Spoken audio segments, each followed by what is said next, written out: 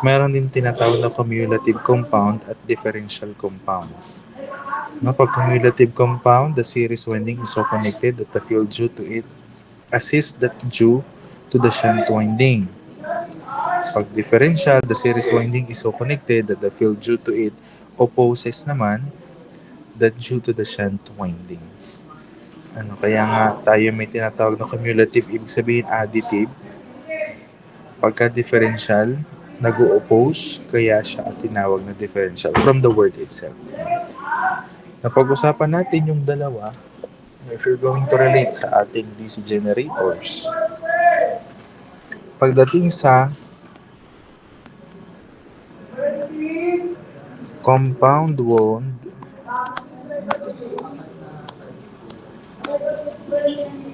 motor, may tinatawag din tayong long shunt compound at short shunt compound.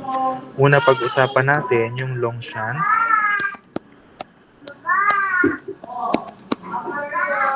Compound motor.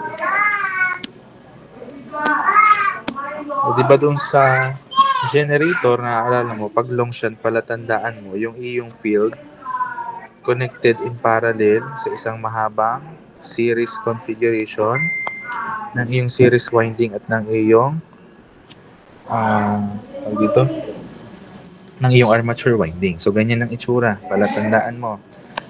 So, dito sa long shunt compound motor, same pa din naman ang palatandaan mo. Ano lang ang dadagdag natin? Gaya noong approach natin doon sa iba, pag motor, meron kang terminal dito, but still, yung iyong long series ang combination ng iyong series winding at ng iyong armature winding is still connected sa ating field winding.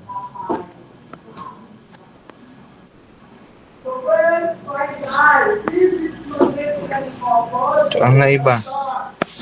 So, ito yung ating terminal voltage.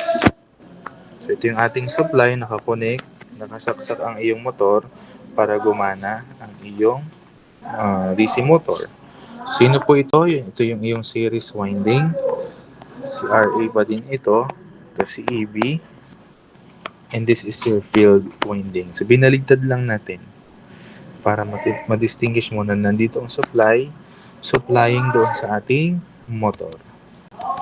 Okay, kung ganito ang ating circuit, ang circuit diagram natin, may mag-flow dyan, of course, na load current, may mag-flow dyan na series current, may mag-flow na armature current, at may mag-flow dito na field current.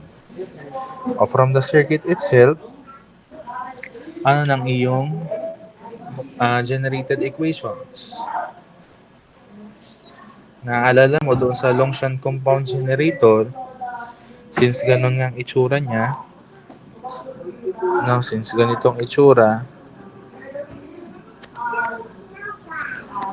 anong formula mo?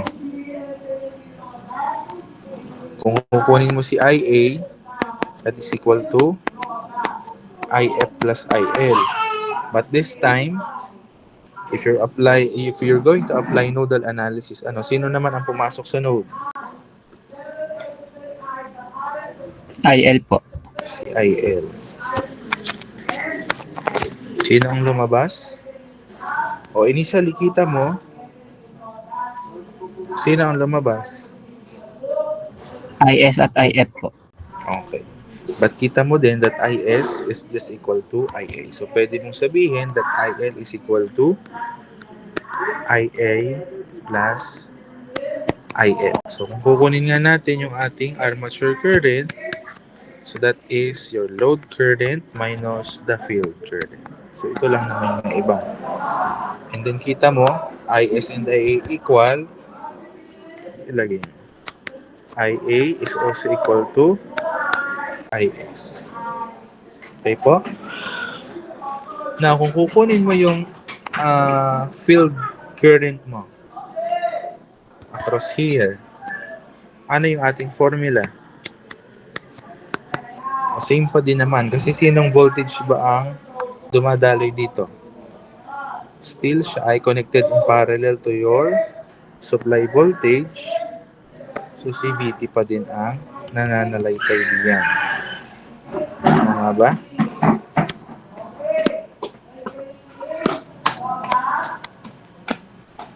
So, kung kukunin natin si IF, that is still VT over RF.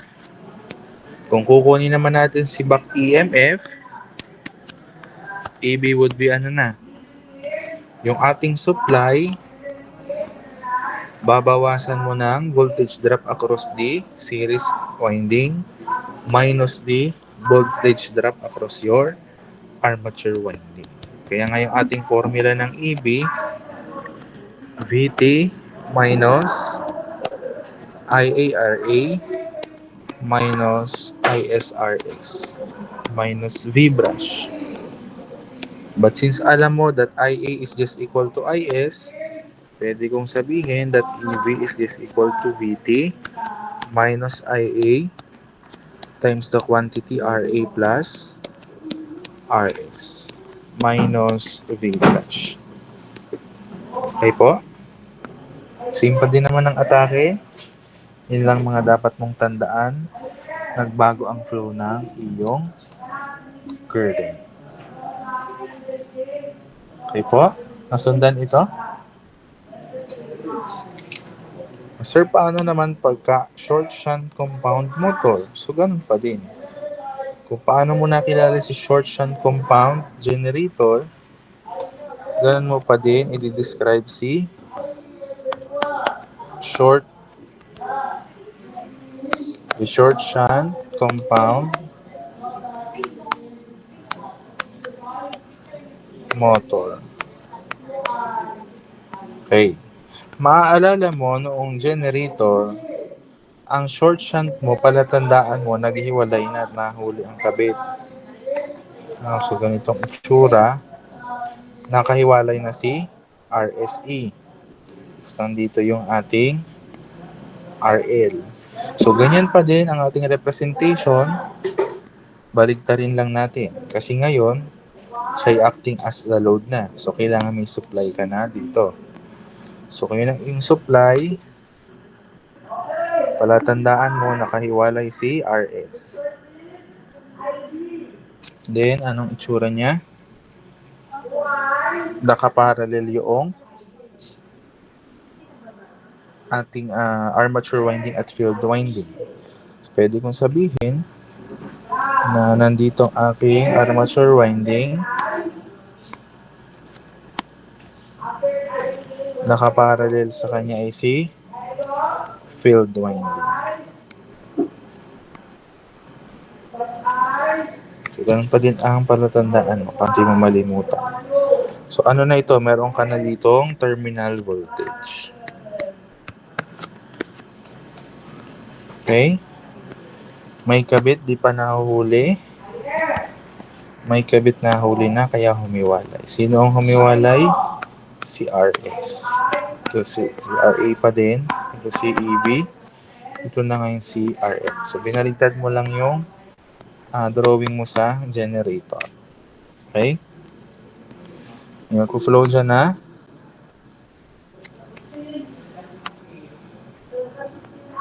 load current. May mag-flow dyan na IS. May mag-flow na IA. May mag-flow na IF. Therefore, kung kukunin ko ang aking equation, kitang-kita ko na agad that IL is just equal to IS because they are just connected in series. IL is equal to IS. Kita mo, applying nodal analysis, pumasok sila dito, lumabas si IA, lumabas din si IF. Kaya pwedeng sabihin that IL is equal to IA plus IF. Kaya kung kukunin mo ang equation ng armature current, same lang din naman. That is IL minus IF. So same sila ng long shunt. Okay? So ano pa? Kung kukunin mo si IF, Ano yung ating equation? Naalala mo dito sa generator, para makuha si IF, meron tayong consideration. Kaya nga yung ating VT, pinlasan mo ng voltage drop across here, CIS, RS, saka mo pa din divide doon sa iyong RF. So, dito ganun pa din. So, kasi sino namang involved? Meron din tayong series winding. So, kung kukunin ko ito, si IF, so that is still VT minus yung series winding mo, IS, RS, over RF. Nasundan po ito? Okay, so kung kukunin naman si back EMF, so ganun pa din naman, VT minus voltage across your armature minus voltage across your series winding minus V brush. Since hindi na equal si IA at si IS, as is na yung iyong formula. Okay po? Nasundan ito? Okay, so yan ang mga dapat mong tandaan when we are dealing with compound wound motor. Mahirap bang alalahanin? Hindi, kasi kabaligtaran lang siya ng generator. Okay, basta alam mo na yung initial natin na na-discuss, kayang-kaya mo na din gawin sa motor. Okay po? Paki-screenshot ako nito, proceed tayo sa problem solving. May screenshot po ito. Okay, so let's try to apply in this problem.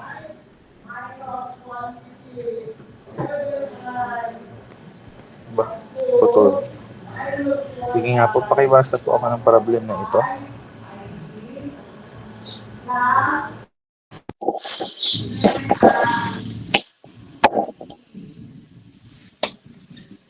Pakibasa po ako ng problem.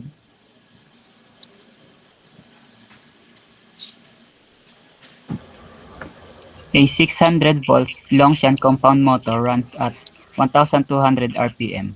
The series field resistance or RS is 0.05 ohms. Shunt field resistance is 200 ohms and armature resistance is 0.1 ohms. If the motor draws 100 amperes from the supply, calculate the back EMF.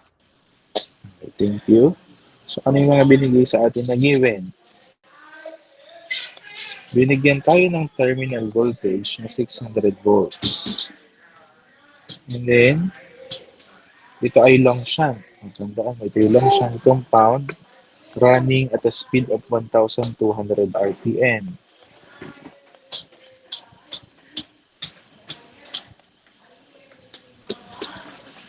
Binigyan tayo ng series resistance na 0.05.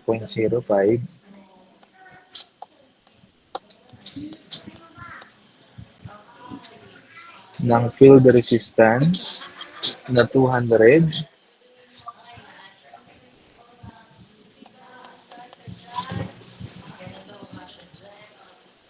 At saka armature resistance na 0.1.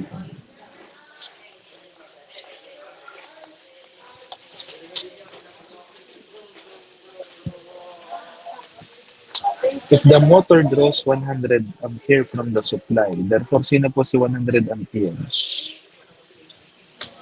Ito daw po yung current drawn from the supply. So, sino po yun?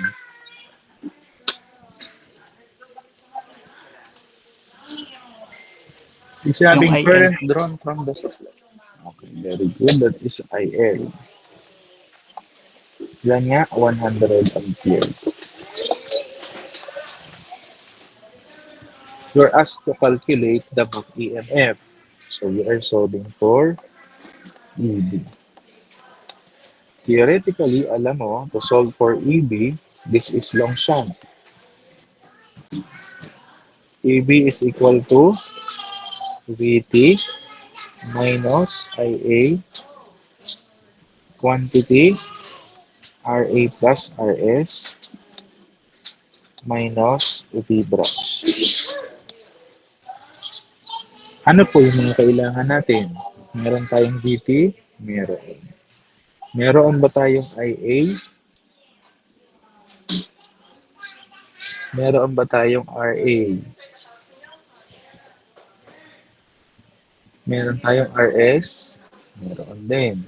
Wala namang binanggit na V-brush sa ating problem. Therefore, we are interested in getting the value of IA first. To solve for IA, ano pong ating formula?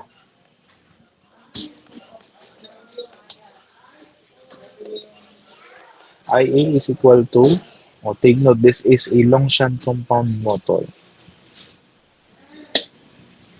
IL minus IF po. This is IL minus IF. Do we have the value of IL? Meron. Do we have the value of IF? Wala. So, si IF pala muna ang kailangan nating kuhanin. Solving for IF. IF is equal to what? Pag Longshan compound.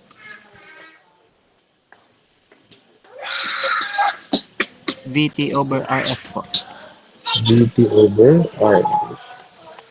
Substituting, ilan yung ating VT? 600 volts. Ilan yung ating RF? 200. Therefore, our field current pala is just equal to 3 amperes. If your field current is 3 amperes, given naman ang ating IL, makukuha na natin ang armature current.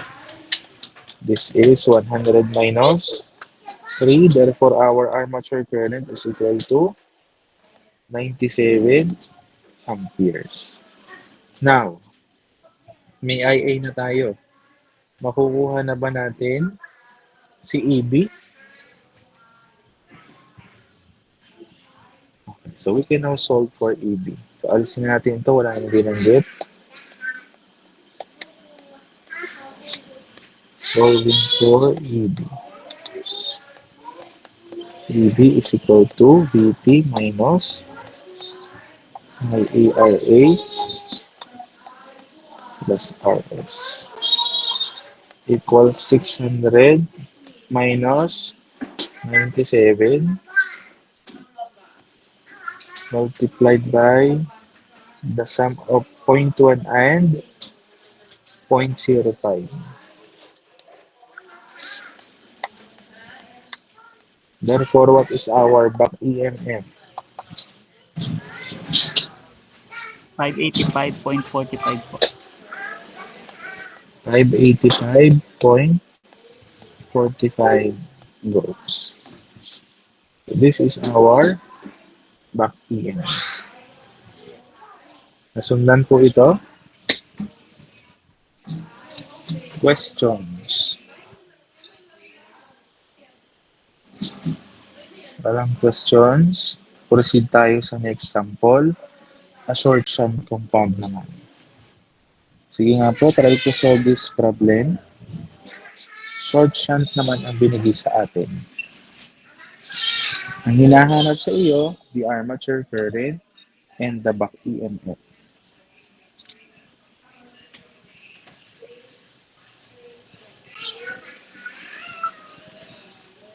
Sagutan po ako and then paki-raise hand pagka may sagot na para ma-recognize.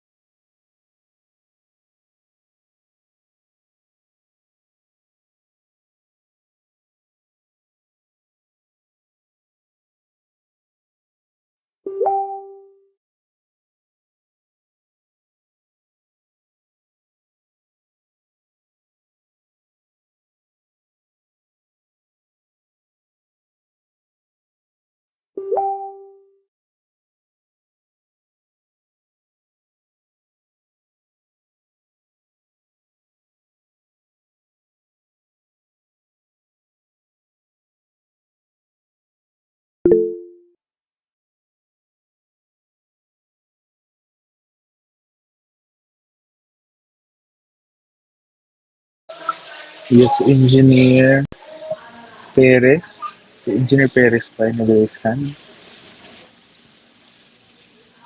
Sige po, paki-present po ako ng iyong solution.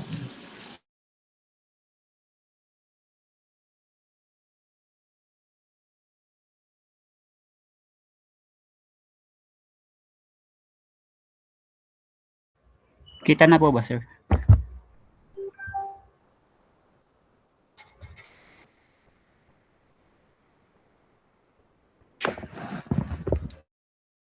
Visible na po. Yes po, busy. Bali, ang given po natin is yung terminal voltage po natin is 220 volts. Then, ang load current po is 10 amperes. Armature resistance is 0.2 ohms. RS is 0.5 ohms. And yung field resistance is 220 ohms po. Ang hinahanap po is yung armature current tsaka yung back EMF. Para makuha po yung armature current, ang formula po is IA equals IL minus IF. Para makuha naman po yung IF is gagamitin po yung Ohm's law, which is yung BT over RF. Substitute lang po yung 220 volts over po sa 220 ohms na resistance, which is ang makukuha po nating IF is 1 amperes. Then, yung IA naman po is sa substitute na po yung nakuha ang IF sa formula. Then, 10 amperes minus 1 amperes, ang IA po natin is 9 amperes. Then, ang back EMF naman po is BT minus IARA minus ISRS. Alam naman po natin na sa short shunt po na compound is, ang IS po is equivalent sa IL. So, lahat po ng given is, at nakuha pong values is substitute lang po directly. Then, 220 minus 9 amperes times 0.2 ohms minus 10 amperes times 0.5 ohms. Ang makukuha po nating back EMF is 213.2 volts.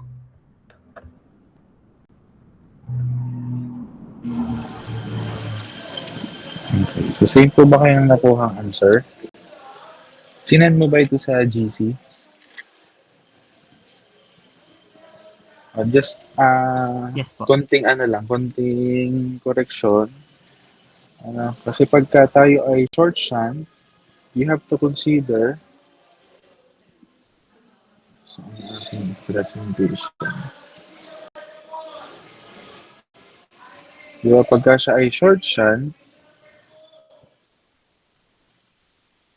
sinabi sa atin, short shunt compound, you have to consider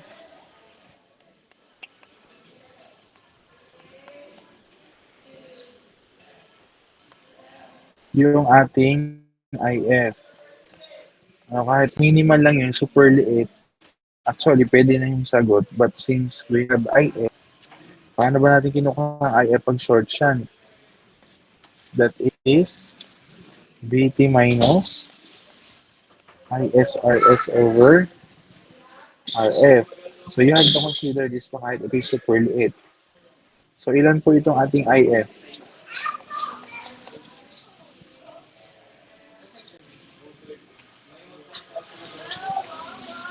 $220 minus IS natin is what? 0.5 times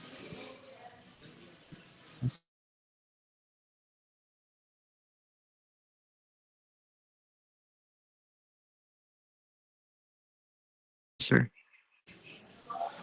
10 po. amperes times 0.5.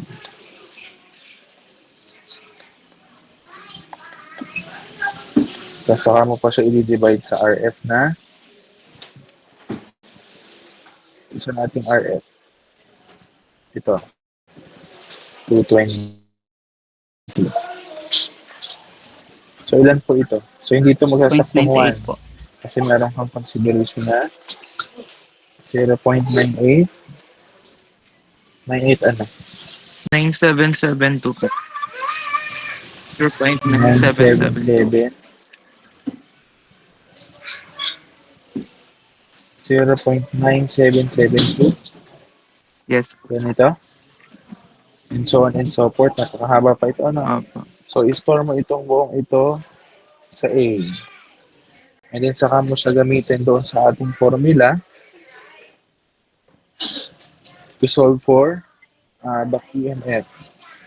So EB would be, or si IA muna, magiging ano si IA?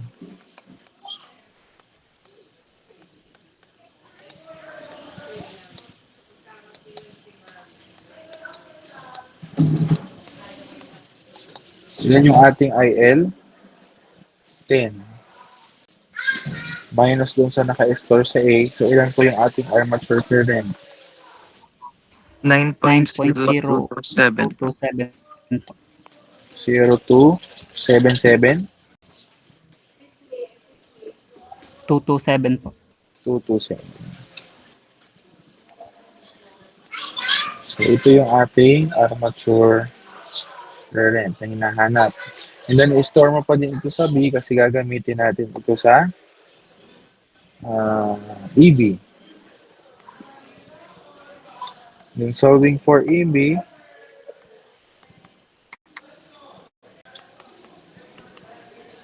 VT minus IARA minus ISRS. VT natin is 220. IA natin ay naka-store sa B. Times dun sa RA mo na 0.2 minus IS mo is what? Is just equal to your IL, which is 10 times RS na 0.5. So, ilan po ito? So, magkakaroon lang ng discrepancy dyan ay sa decimal place. 200, ano ang sagot niya kanina? 213.1955 po. 1955. And then yung sagot mo ay 213.2. Tama ba? Yes. Po. Yeah. So since ang kailangan natin is the exact answer hanggang 4 decimal places, ay di make sure na huwag kakalimutan. Ano? Since siya is short shunt compound. Okay po? Nakuha po ito ng iba? Okay. But still, you have the recitation for today. Okay. How about the others one? Nakuha din po ito?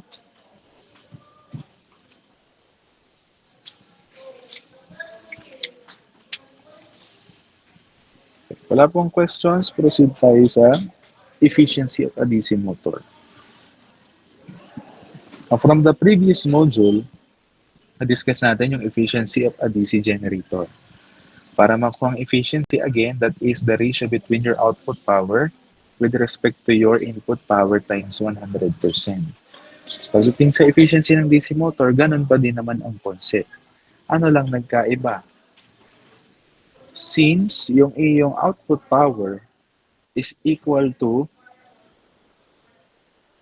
yan, dito mo i-consider yung iyong mga losses.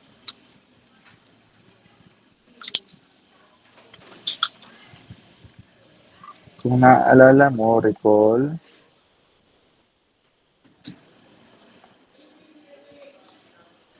at generator, yung ating P output is equal to VI, tama ba? And then your input is equal to VI plus yung iyong copper losses plus the constant losses. Now, pagdating ko dito sa motor, yung iyong output ay yung iyong actual power, babawasan mo ngayon ang lahat ng losses. Sino po itong losses nito? This is the armature losses. Sino po ito? Ito yung ating field losses. And si constant losses ay nananatiling summation of all the remaining losses. Si iron, friction, and windage losses. Total losses natin ay ito.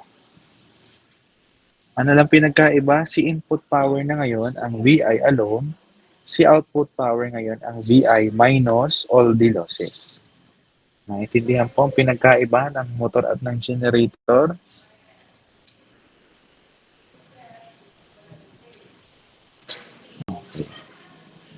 So, same pa din naman, output over input. Kailan daw natin ma-attain ang maximum efficiency of a motor? Kapag ka daw yung ating armature losses is equal to the sum of your field losses plus all the constant losses. Okay, so paki-screenshot po ako nito.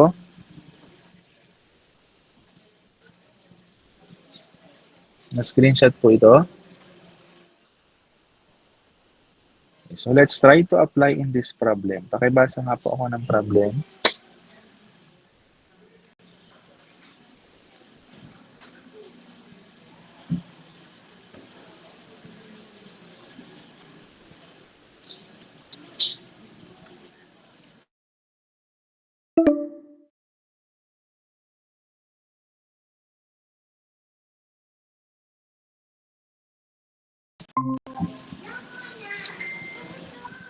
A 320-volt shunt motor takes a total of 80 amperes and runs at 1,000 rev per minute. If the iron, friction, and windage losses amount to 1.5 kilowatts, the shunt field resistance is 40 ohms and the armature resistance is 0.2 ohms. Determine the overall efficiency of the motor. Okay, thank you. So ano pong binigay sa atin? This is a shunt motor. Given 230 volts, so we have a terminal voltage 320 volts with a total current of 80 amperes. That's for our load current is 80 amperes.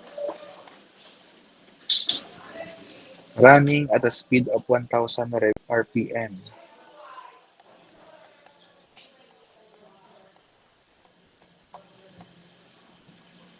Now, binigay sa atin, iron, friction, and windage losses is 1.5 kilowatts. So, sino daw po ito? Pinagsama-samang losses ng iron, friction, and windage. Yung C po. Si constant losses. Which is equal to 1.5 kilowatts. The shunt field resistance is given at 40 ohms. Now, bond paper, long,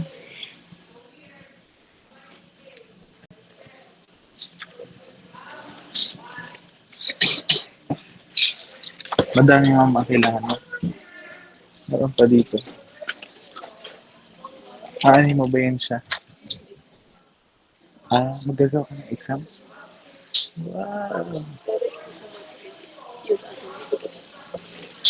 Sipag mo naman. Ano hindi? Okay. So, ano yung ating field resistance? 40 ohms. And the armature resistance is 0.2 ohms.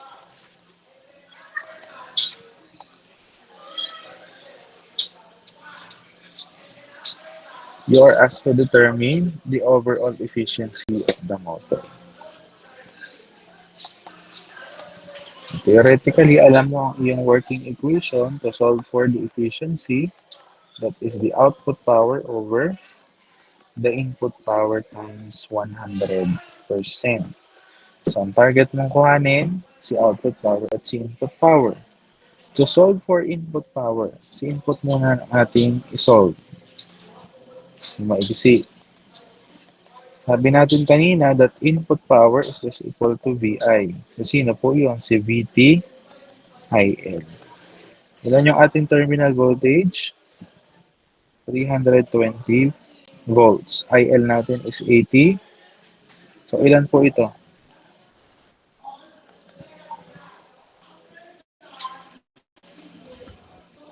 $25,600 po. 25,600 watts. Kung kukunin naman natin si output power,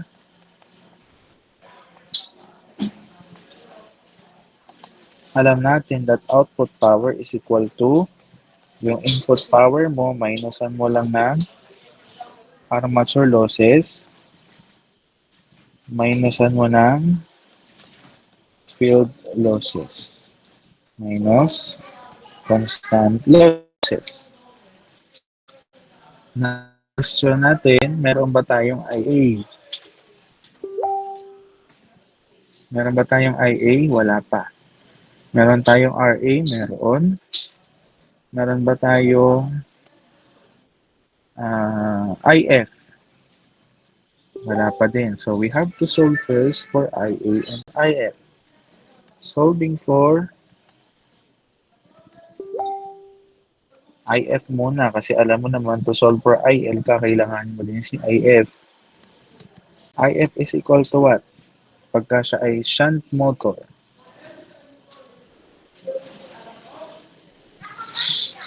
IF is equal to VT over RF. VT over RF. VT natin ay ilan na? 320. RF natin ay 40. Therefore, ilan po ang ating IF? This is just 8 amperes po. 8 amperes. Now,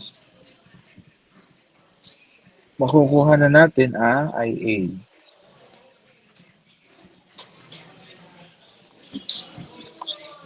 To solve for armature current, given that this is a shunt motor, ang ating formula.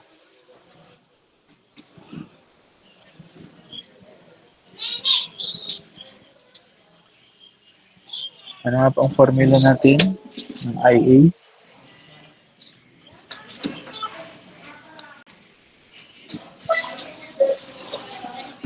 This is a shunt motor. IL minus IF po. This is IL minus IF. IL natin is given at 80 amperes. Minus 8 amperes, therefore our armature current is 72 amperes. Now, can we now solve for the output power?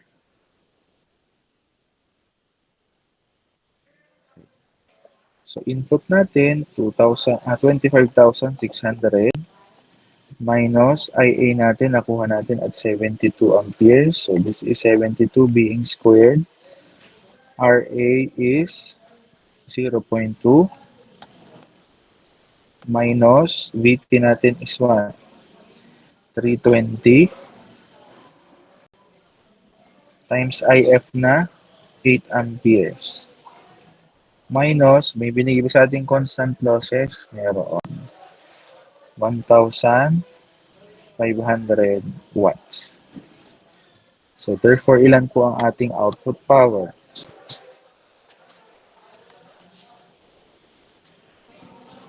$20,503.2 po.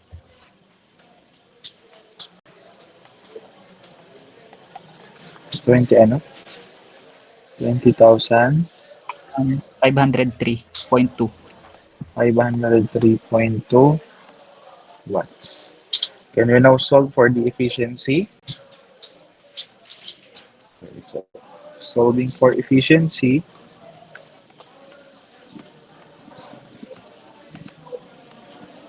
efficiency is just output power over input power times 100%. Output power, nakuha natin 20,503.2 over 25,600 times 100%. Therefore, our motor efficiency is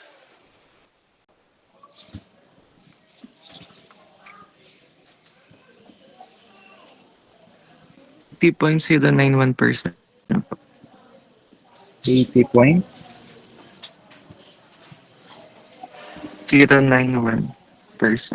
091%.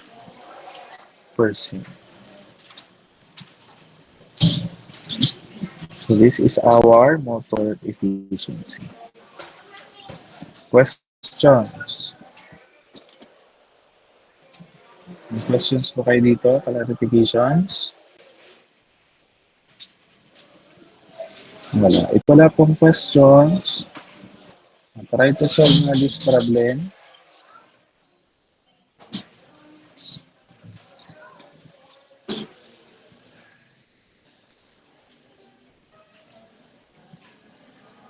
Solve po ako ng problem na ito. Hinahanap sa iyo is maximum efficiency.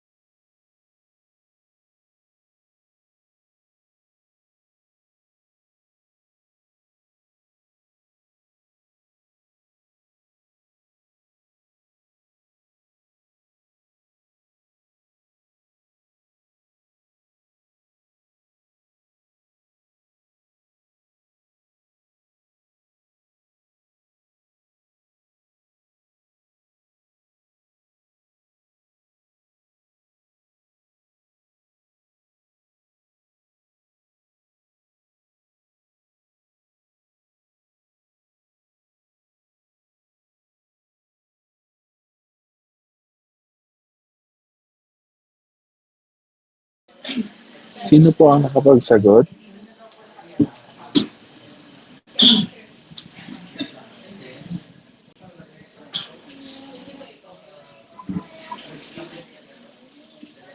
Ang hinahanap sa atin is the maximum efficiency. So ano lang i-consider mo dito? Alam mo, at maximum efficiency para ma-attain, yung iyo daw, armature losses must be equal to the sum of your field losses plus the constant losses.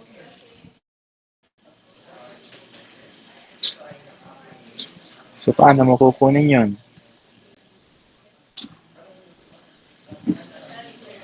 Sino po ang nagsasagot? Nasa ang banda na.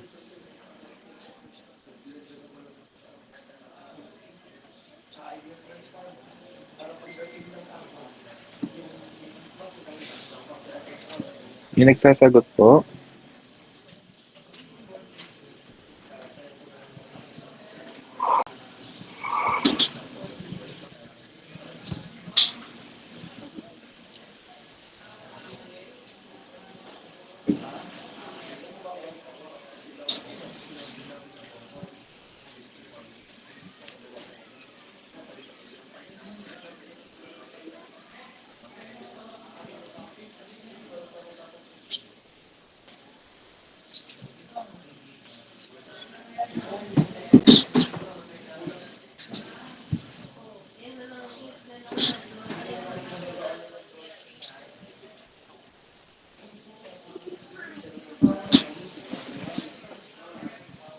wala po nagsagot nito. Kinupo ko lang din AC efficiency, maximum efficiency. So you have to consider at maximum efficiency,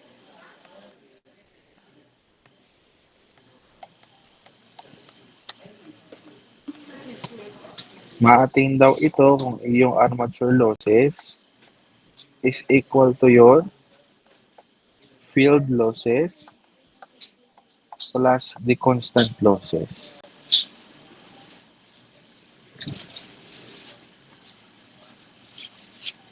Pwede kong sabihin at maximum efficiency that constant losses is equal to armature losses minus the field losses.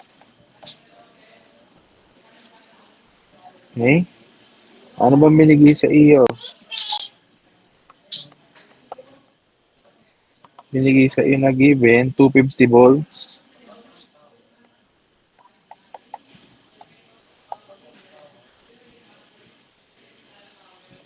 Drawing a current of 40 amperes.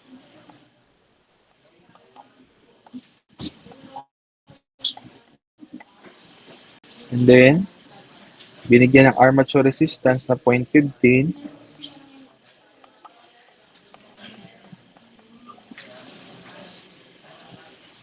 Then the field resistance is 0.05 ohm. Series field resistance dito dapat. Kasi titingnan mo, meron bang series motor. A series motor, ito lang naman ang itsura niya. Wala naman tayong field winding. So, meron tayo ICRS. So, yung tinutukoy doon, RS is equal to 0.05. Ang hinahanap sa atin, maximum efficiency. O paano mo po yan hahanapin? Working equation mo pa din, output power over input power times 100%. Nakukuha nito si input power,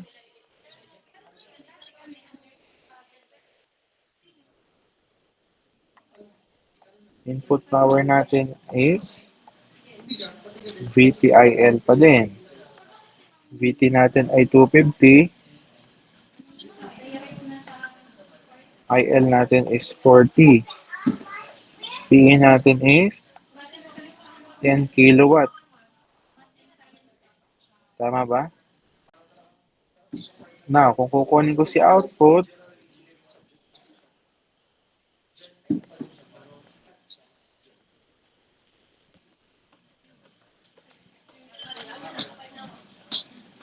P output is equal to P in minus, o anong i-consider mo dito since this is series motor?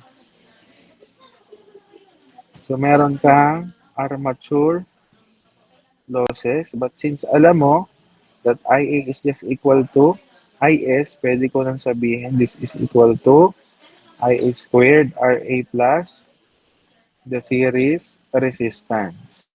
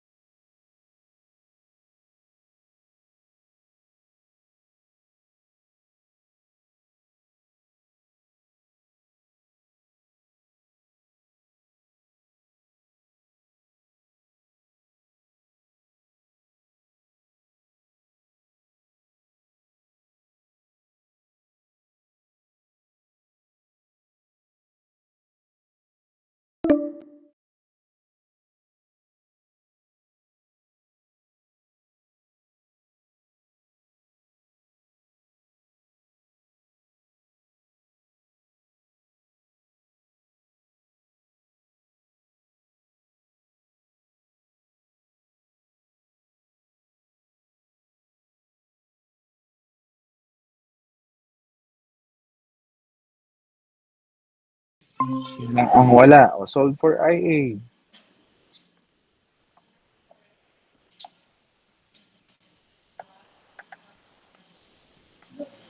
Wala ba tayong IA pala? Meron ba tayong IA? Meron po. What is the value of our IA? Equivalent po sa IL. Okay, very good. So, since ito ay connected in series, alam mo that this is just equal to IA. So, no need to solve for IA pala. This is just equal to IL, just equal to IS, which is equal to 40 amperes. So, kaya palang isolve ang output power. Input natin ay 10,000 minus twice ng ating IA being squared, which is 40,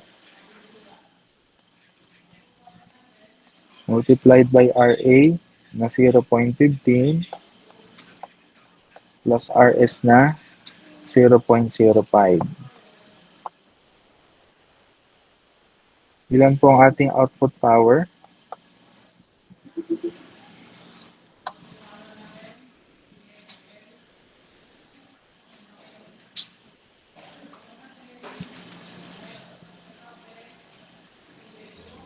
$360 po. Ilan po? 360 po. 360? Bakit 360? 9,360 po. 9,360 po. 9,360 watts. So, kukunin natin ang maximum efficiency.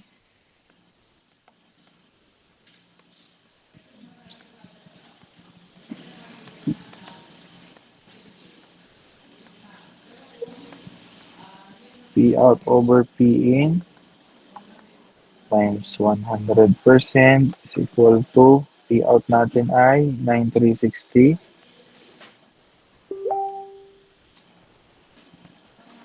over input natin ay 10,000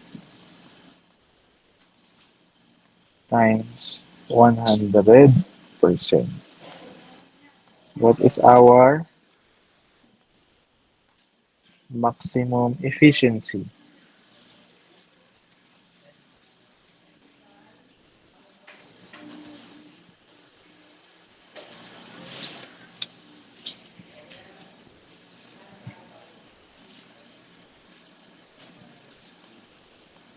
$93.6, sakto? Ay, oo. Si Sir ay antok na. 93.6%.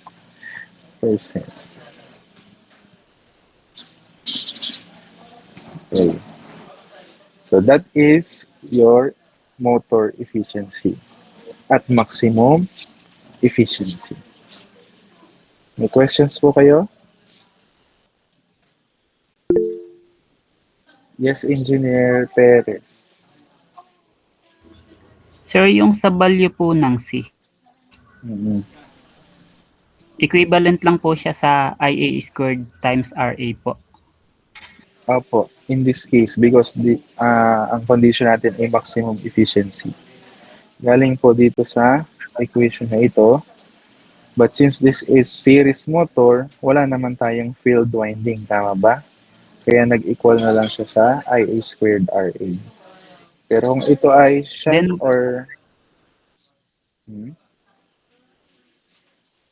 bali sir, doon po kasi sa equation natin sa output po ay nag times 2 po tayo. Mm-mm. Kasi meron tayong Eh RS. kapag times 2 po ay kasama po yung RS. Oo. So siya ay, di ba kasama pa din siya dito? Yung sa armature resistance mo. Kasi ito ay armature losses. From doon sa ating formula, considering na meron tayong RS, ito si RS, si RA. So this is in series, kaya siya ay additive. Kaya kukunin mo yung armature losses, kasama na IC, RA plus RS. Okay? Pag series. Nakuha po yun? Any more questions po?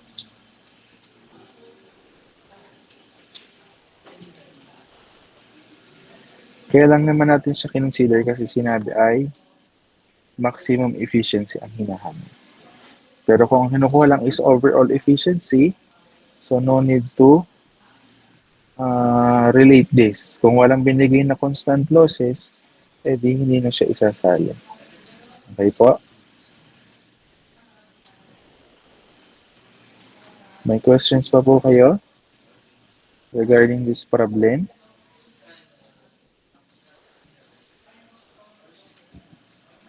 Okay, if wala pong questions, let's try to answer this problem. A 200-volt DC motor develops a shaft torque of 15 Newton meter at 1,200 RPM. So, meron tayong involved na torque.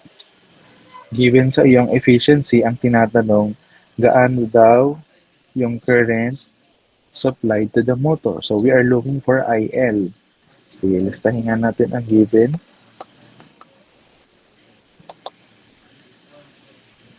Meron tayong VT, 200 volts. Ang torque develop natin is 15. Torque develop is 15 Newton meter. At a speed na 1,200 RPM. Binigay na mismo ang efficiency.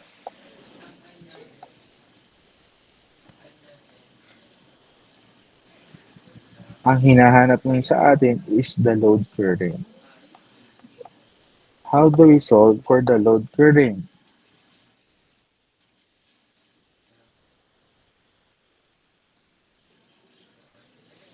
Kung ganito ang ating problem, involving a torque, may shaft torque. Kanina na-discuss natin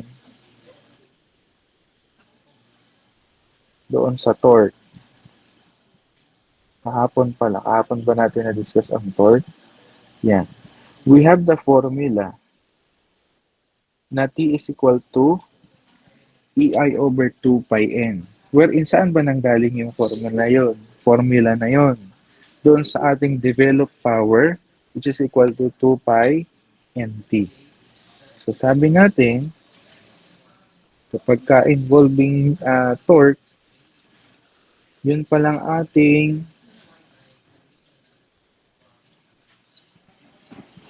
recall that the developed power of a motor is equal to 2 pi nt. Diyan nga po nanggaling yung ating formula which is also equal to EIA. No? So diyan nanggaling ating formula that T is equal to EIA over 2 pi n. No? So doon po yan nanggaling. So kung consider natin yung ating formula na ito, this is the developed power in the motor. So pwede ko bang sabihin that PDEV is actually your output power?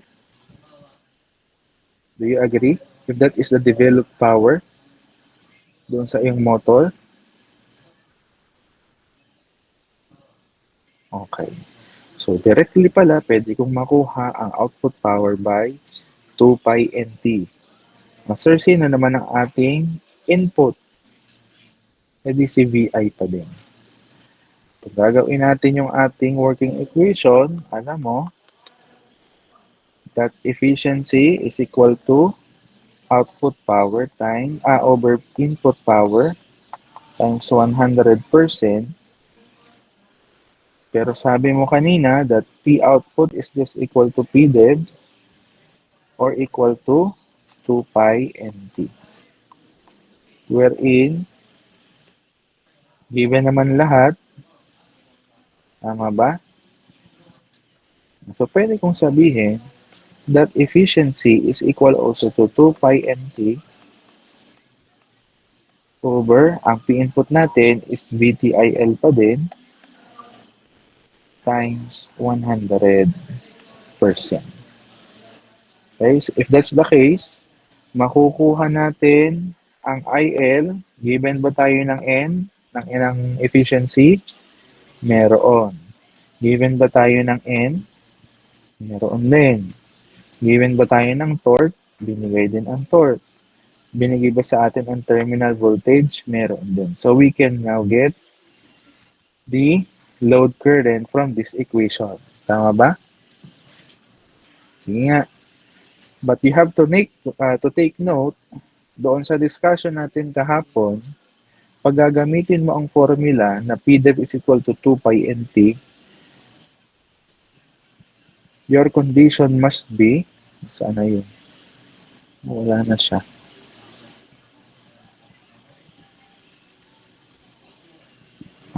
Mali ang analysis natin dito. This must be in revolution per second. Kaya nga natin dinivide ng 60. Ano? So, gagamitin mo lang ang formula na yun if your speed is in revolution per second. So, ano yun? Makalayo na pala natin.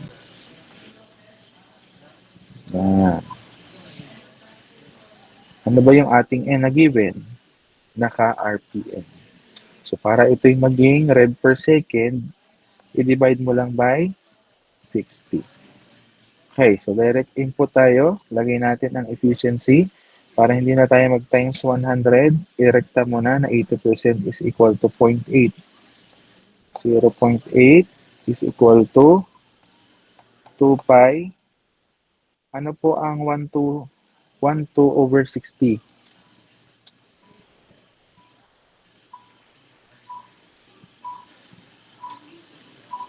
12 divided by 60, 20 ba yun? Tama? Matulungan niyo si Sir mag-arithmetic at si Sir kanina pang alas 7 na inaantok na.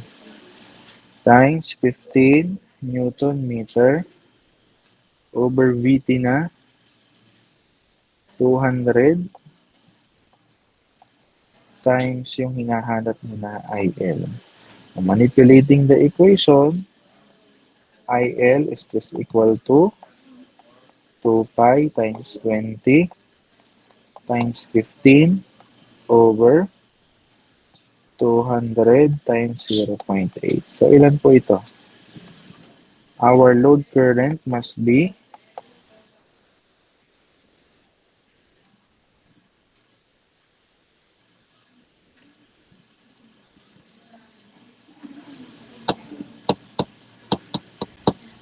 11.7810 po. 7810. Tama ba ang rinig ko? So this is our load curve. Nasundan po ito. Kaya yung mga previous discussed formula, huwag kakalimutan kasi yan ay nagpapatong-patong. Para kung saan man paikot-ikutin ang problem, basta alam mo ang pasikot-sikot, kaya mong palabasin ang sagot. Okay po? Questions? Clarification lang doon sa ating part.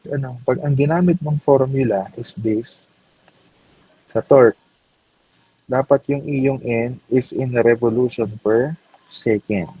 Pero kung gagamitin mo yung isang formula na Cosea over 2 pi A, hindi mo naman kailangan dyan ng N. Okay? Pero pinakita lang sa atin, saan ba ito galing? Di ba doon din? This is equal to Z1 over 60A times IA all over 2 pi A. 2 pi N. Hala. Wherein si N mo dito ay nakaano? Dinivide mo pa ito ng 60. So, doon din nagpunta. Okay po? Any more questions? So, both DC motor and DC generator. So, hanggang dyan lamang po ang ating motor. Hindi ko na isinama yung motor starting at saka yung enclosures.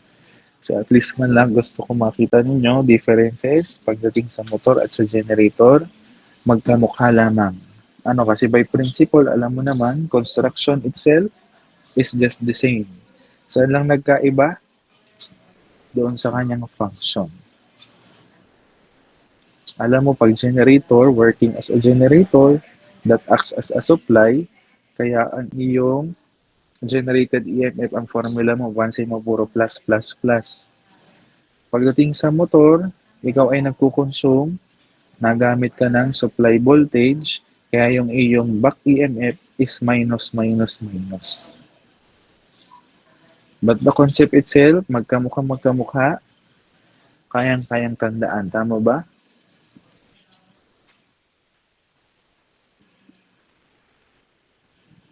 Okay po? May questions kayo? Clarifications?